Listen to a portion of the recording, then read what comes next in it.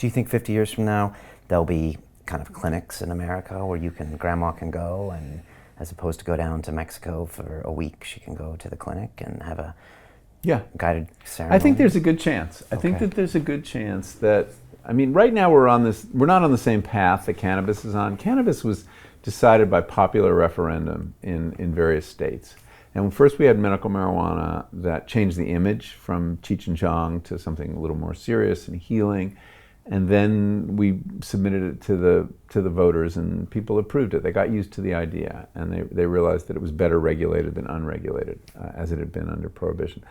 That path is not the one that we're on with psilocybin, which is the psychedelic most likely to receive approval and become common. Because it's natural or simple, or you the reason it's going to be psilocybin is because that's what the researchers use. And the reason they use it, there are two reasons they use it.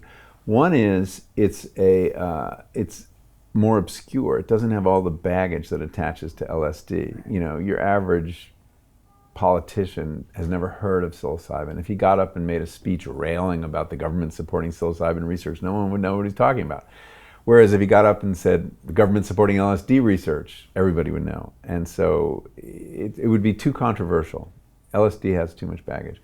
The other reason, though, is psilocybin fits into the workday a little better if you're a therapist. I mean, if you're administering LSD, that could be 10 hours. You know, you're not gonna get home for dinner. So the researchers are happier to work with a medicine that, you know, its action is 5 or 6 hours. You can fit that into the therapeutic day. So those are the reasons. And so psilocybin is on a track, along with MDMA, ecstasy, for FDA drug approval and EMA drug approval. When that happens, doctors, the drugs will have to be reclassified. They're no longer Schedule 1, which says no recognized medical use and a drug of high potential for abuse. Well, it will have a recognized medical use, so it'll be rescheduled to 2 or 3. And then doctors will have the ability to prescribe. It'll be approved first for depression, probably in psilocybin, or post-traumatic stress with MDMA.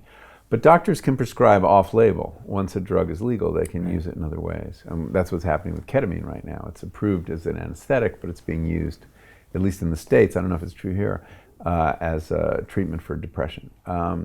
So at that point, you can imagine a clinic starting where people come and there's a doctor employed by the clinic who's writing the prescriptions, and there might be mental health spas, you know, that people go to, like gyms, and they go occasionally to have this experience.